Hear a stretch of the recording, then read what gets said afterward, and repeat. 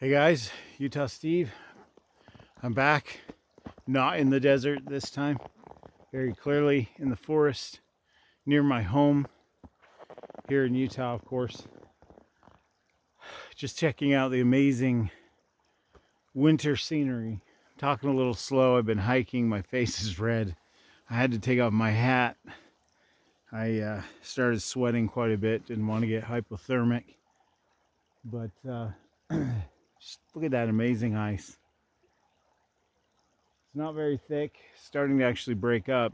It's Monday morning, and by Friday of this week, the temperatures will go from the 30s to 59 degrees. A lot of this is going to start melting. It's the 1st of March, so it's hard to say, if we still have more snow coming or not. We're actually pretty light in our snow load here in Utah, and things are looking like they're going to be very dry this summer.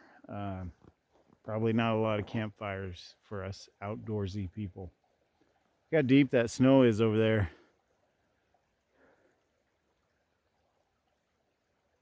That's probably 3 feet right there on top of that log, right there. It's hard to tell on the camera, but that would come up to about almost my crotch. I'm so tactful. Anyway, I've just stopped here for a minute where we're going to do some more hiking and exploring. This area right here is kind of special to me. I'm not going to film the video here. I'm just taking a breather and cooling down. But this is where Joe Shanks, you've seen him in some of my videos. This is where he and I went the first time we came out. I filmed probably 3 or 4 videos here. This is the Wheeler Creek Trail. We're going to be heading further down and going into Icebox Canyon. But this is the little site that we attempted to have our first overnighter at, and it didn't quite work out. So the snow is crunchy. That's not, burrito I had for breakfast or whatever. So you hear that? That's what it is. Anyway, I'll take you over there and show you where the fire pit usually is. Maybe I'll superimpose some photos or something, maybe even some video here. I just don't want to film yet another video in this spot, but it is a spot I like to stop at and kind of just, it's so beautiful, and it's right off, the main trail is right, that diagonal right there is the main trail. When I got here, I was the only car in the parking lot, so I'm up here by myself. Snow Basin Ski Resort is off that way, and I can hear them blasting for avalanches. Every once in a while there's a big boom, and I know that's what it is. We'll talk about that in a little bit when we get to our next spot. But anyway, I'll show you around real quick, and then we'll get back on the trail and do some more hiking. Here's something I need to be aware of. That kind of tromping off into the snow there. Pretty much all the way in here I've noticed these, and they are moose hoof prints. Quite large. Very distinguishable from a deer, obviously. I've seen some droppings here and there as well. Problem with that I have with that is I've had several run-ins with mooses. Some of these are like ski poles from snowshoers. They've got the little circle with the dot in the middle, but some of them are clearly hoof marks. So I assume it wasn't a snowshoer walking a moose, a pet moose. Anyway, I've had several run-ins with mooses over the years. Only one of them was not an angry encounter. The rest of them involved a lot of snorting and stomping of feet, shaking of heads. That's what they sound like. And I've been trapped in a tent with an angry moose outside of it. Thankfully, my car was close by. I set off my car alarm. That was a long time ago, but the car alarm scared it off. That was terrifying. He could have stomped me to death. I walked up on a mother moose and her calf. She got kind of protective then, and I just backed off slowly, gave her space. She left me alone. I've been trapped in a vehicle twice by a moose, run out of my tent and into a car. I am nowhere near my car. As you can see, this isn't exactly a parking lot, so anyway, just something to be aware of. The tracks have at least been made since it snowed last, and the last snow was 2 days ago. So here you go. Now, this is not going to look like it has in the past. It's covered in snow, but I will show you where I usually sit and camp and where the fire pit is.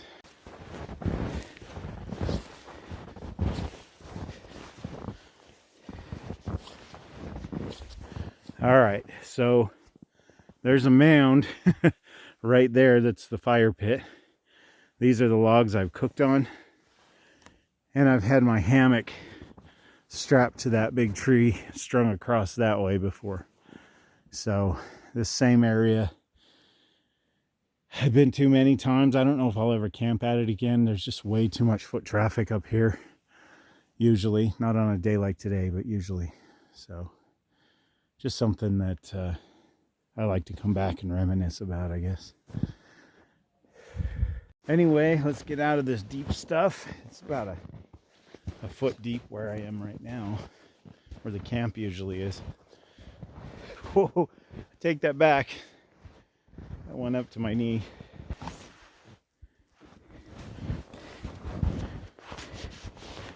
I'm post holing. The good news is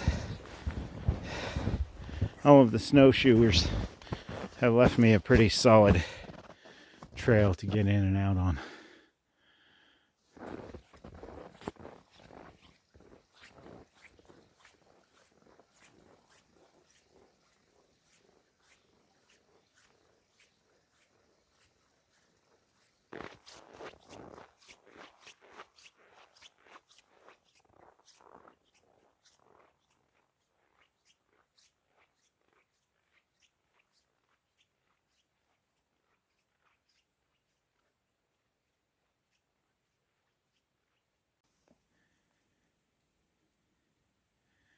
That's pretty hardcore. It's like a 70-year-old man trail running with his dog.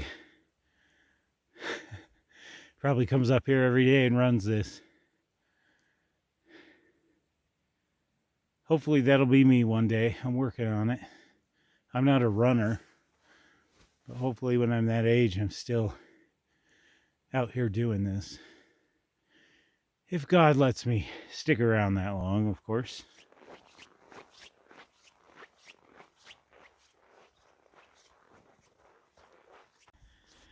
Well, we've come all the way up here, up this trail. It continues on to a little parking lot called the Art Nord Trailhead, which I've hiked before as well. Look at that beautiful mountain, and the sun just starting to peek up over. Here's our sign. I don't know if the weather did this or vandals. I hope it was weather. Art Nord Trailhead that way. Wheeler Creek Trailhead up that way.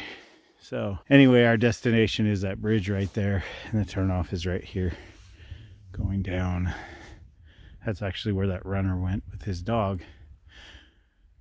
We will not be hiking the entire Icebox Canyon loop, which is beautiful, and I'm sure in winter, amazing. I've never done it in winter. However, I don't have all the time in the world, so we'll just do what we can. I know a little spot up here by the river, or should I say by the river bed. Looks pretty. Usually there's a really good river flowing right there in the summer. It's pretty frozen right now. Isn't that beautiful? Here comes the sun.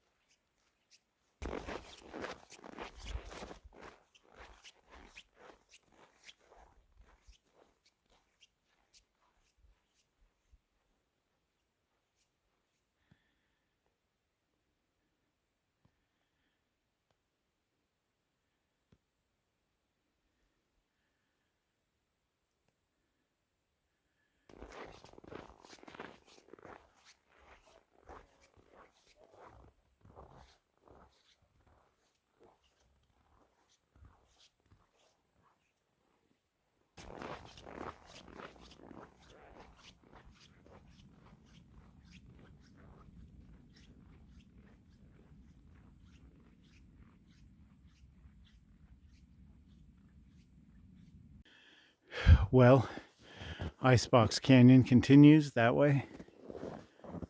Here's our trail looking back. As you can see, we're no longer in the sunshine.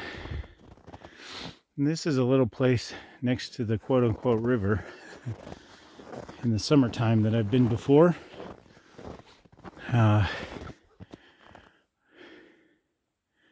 Usually this is really pristine. The river flows right there, but it's all frozen over. And I've set up a tarp and a hammock between these two trees before. There's like a fire pit here somewhere. The snow's pretty packed down. People have been in here. I stepped off trail a little bit to get some photographs, and what happened is I sunk past my knees, and unfortunately I don't have gaiters with me. And the reason why is because I went to put them on this morning, and one of the Velcro strips on one of them was torn and unusable. So I thought, well, I'm not gonna let this ruin my hike. So the problem is I've got these great snow pants on. They're super warm, waterproof. The boots are waterproof. The problem is when I step in that deep snow, as you can see,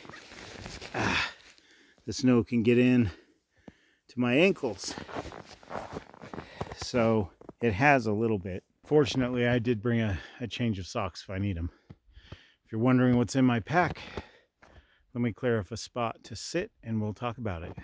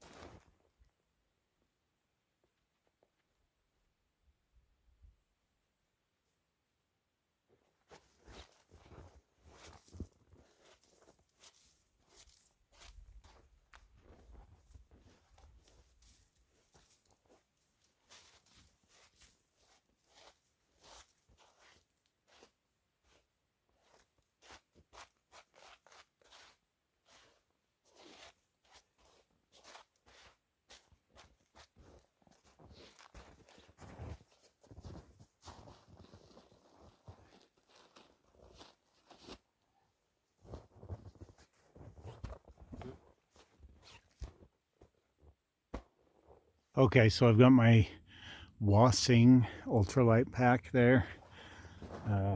Nothing in it now. The reason I've dumped everything right here like this is because it got extremely overheated. I'm trying to cool off, so once I cool down, I'll put some of this back on. But let's go ahead and go through it while it's just sitting here on the rock before I start organizing and putting stuff away and putting things on again.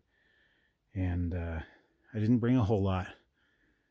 The pack looked really full on the way in, but it wasn't heavy. It was just bulky. So here's what we got. Of course, you've seen me wearing all of this right here. The hoodie, the hat, the earmuffs, the puffer coat, the gloves.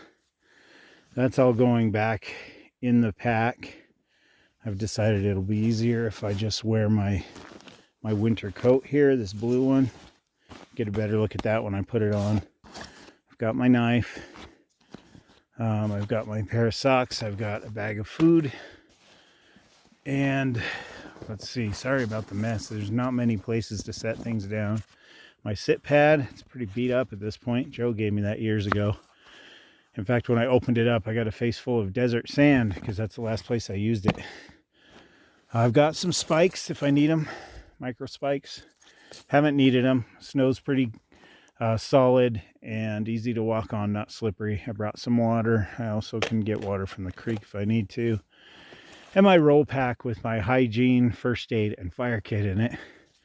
Always good to have in case something goes wrong. It smells very fishy because of the aspic cubes that are in there. And that's pretty much it. That's, oh, don't want to get snow on those. That's my gear loadout. That's the pile that I brought. Did you hear that?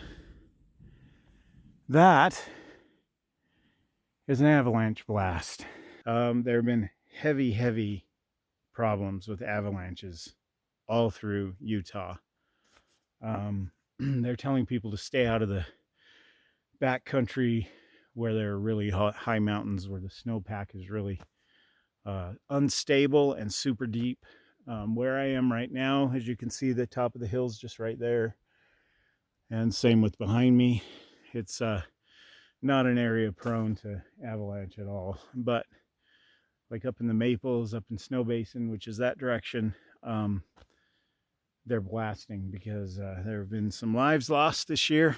There are every year, even with all the beacons and the shovels and the preparations people make, they still get buried. There was an avalanche in Salt Lake County not too long ago. 6 people were buried in an avalanche. 4 did not survive, and it was just a canyon right off Salt Lake Valley.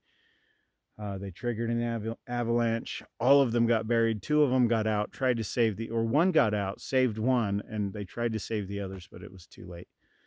So you got to be careful. That's a big reason you haven't seen any overnighters out here with me. It's because I don't want to be out here by myself, especially in a tent in the middle of the night, trigger an avalanche or have something trigger it, and that's it. I'm done. So it's not worth it. I made sure things were good today in this area. The ski resorts are going to be blasting like that probably all day. So yeah, not a good time of year to be in the backcountry, which is why you've seen so many desert videos the last few times I've posted. So anyway, I'm going to organize this and figure out what to do next. I don't have a lot of battery. I always forget something, and I forgot my battery charger, and the cold weather zaps my batteries in this camera. So it is what it is. I'll try to film what I can before it dies. So I'll shut up. Wow. So some things to look forward to this year. I will be hitting the Uintas pretty hard once again. Various places that I haven't been before. A couple places I have, just to do kind of follow-up type videos. I plan on doing a lot of these hikes. I can get out pretty much every Monday that it's decent weather, if it'll hold. If I can't, I can't, but I'll try to keep the videos coming. During the summer, I'll probably film so much you'll be sick of me, but for now, the videos might be here and there. Just bear with me. I haven't gone anywhere. It's just a matter of the right circumstances coming together to make it possible for me to get out and have an enjoyable and safe time, and also make a good video for you guys. I really do appreciate everybody who watches. If you're just passing through, don't worry about subscribing. I'm grateful for my subscribers. I always am.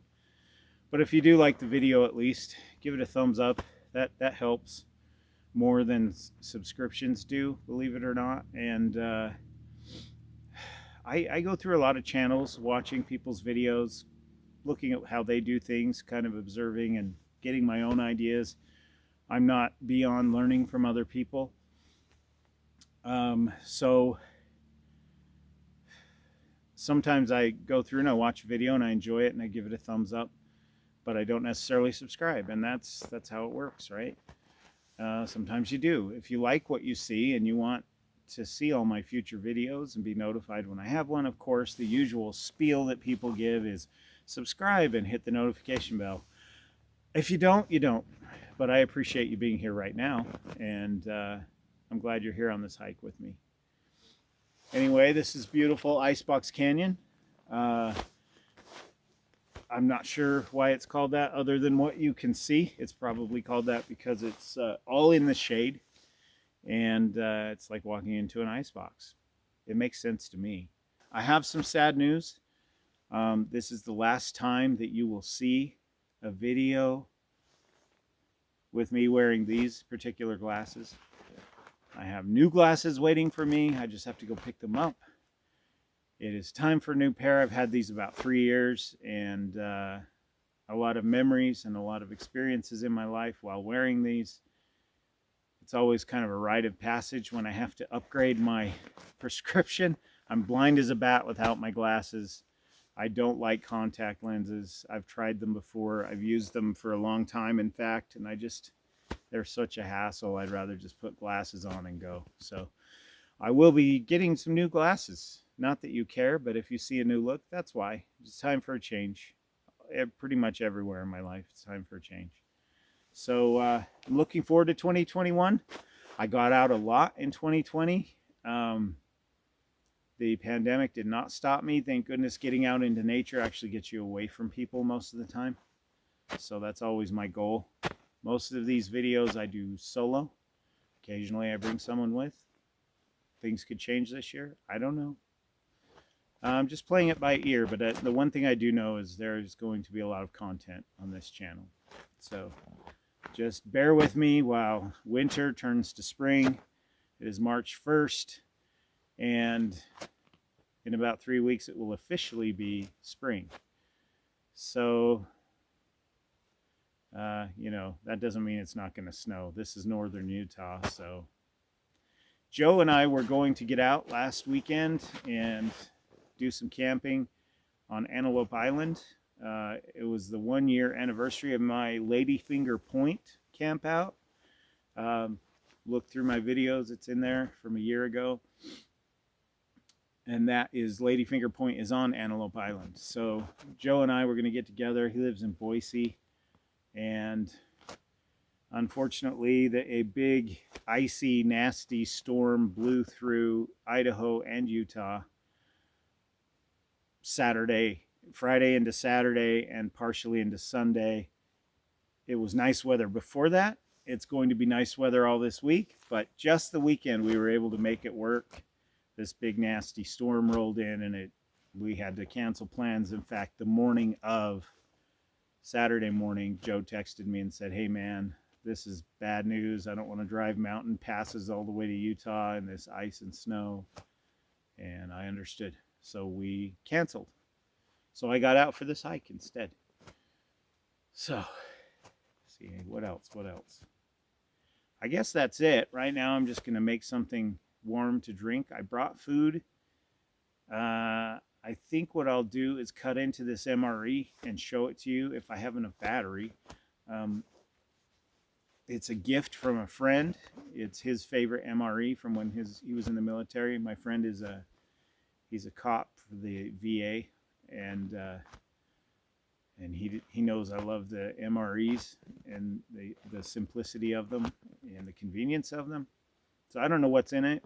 I'm going to cut it open and show you the contents, but that doesn't mean I'm going to eat it right now. I'm not really hungry. I had a big breakfast to get me fueled for the hike, and I'm still pretty fueled. So make something warm to drink and show you the contents, and maybe we'll eat something in the MRE, maybe we won't. Let's check it out.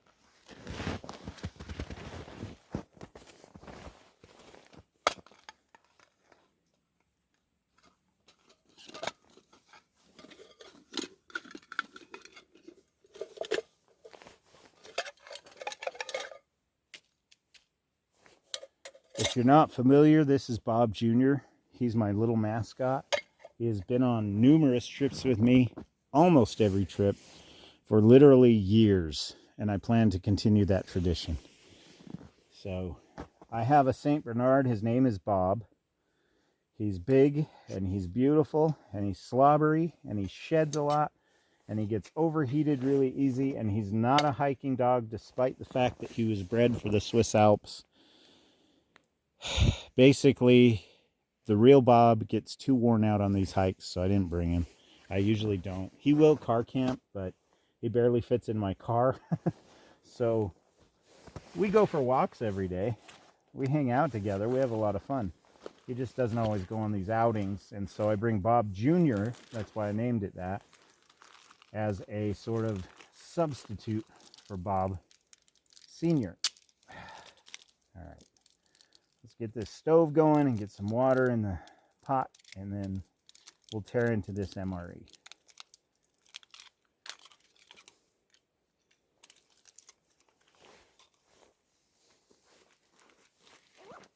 That lighter really struggled to light because it's butane. All right.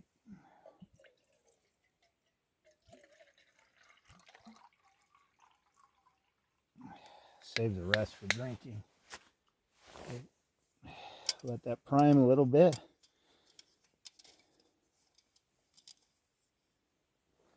We've got to get it really going. I don't want to put it out. That's a thing of beauty, isn't it? Such a simple setup, too. You just set the pot right on there. They used to put these little Espit stoves in MREs. It's not quite level. I don't want to tip my pot over. All right, there we go. Okay. Let's look at this MRE. I also have ramen in here and various other items. You never know what's going to happen on these outings. Something could go wrong. This is a spaghetti with beef sauce, with beef and sauce, menu number 4. United States Military MRE. Warfighter recommended, warfighter tested, warfighter approved. Not always approved.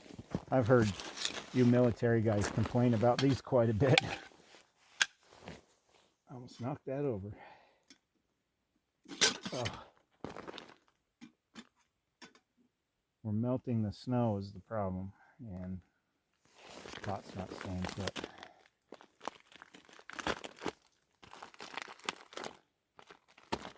Need to sharpen my knife big time. I forgot to do that. Last time I used this was in the desert, and I batoned wood with it. Let's see what's in here. Let's see why this is my friend Victor's favorite MRE. So, we got our main course. This is the spaghetti with beef. Sounds delicious. I'm just not that hungry right now. We'll use it in a future outing for sure. We have multigrain snack bread. Stay there. We have raisins. That's much better than cranberries. I'm not even a fan of raisins, but I've had the raisins before, and they're actually pretty good. Yes, my friends, it came with peanut butter, not the nasty cheese. If you've seen my MRE videos, you know I cannot stand that cheese that comes with. So the peanut butter is a good thing. I might eat this just by itself for the protein. What else? Well, here you go. Milk chocolate cocoa beverage powder. There's our hot cocoa. We'll just put that in there. I didn't even know that was in there. I'd rather use that than what I brought. Toaster pastry. This is a Pop-Tart, brown sugar. I used to eat a lot of those when I first started backpacking and kind of got sick of them. Blackberry jam. And the rest is, it's like the accessory pack only has some drink mix and some salt and a wipe and some toilet paper and some gum. That's it. That's all that's in there. Kind of a flimsy one compared to what they usually put in. Hear that blast? Spoon and heating element. So I think all we're going to have really is the, I think I'll have the Pop-Tart actually. It's been a long time. I got so sick of them I quit eating them. We'll have the Pop-Tart and the hot cocoa. And we'll hold on to the peanut butter and jam for another outing and use it with the bread. So there's everything that's in there. It's kind of hard to do this with all the snow, you know. Kind of clumsy. I'll sort this out when I get home and reorganize it. So there's that. We'll let that get hot.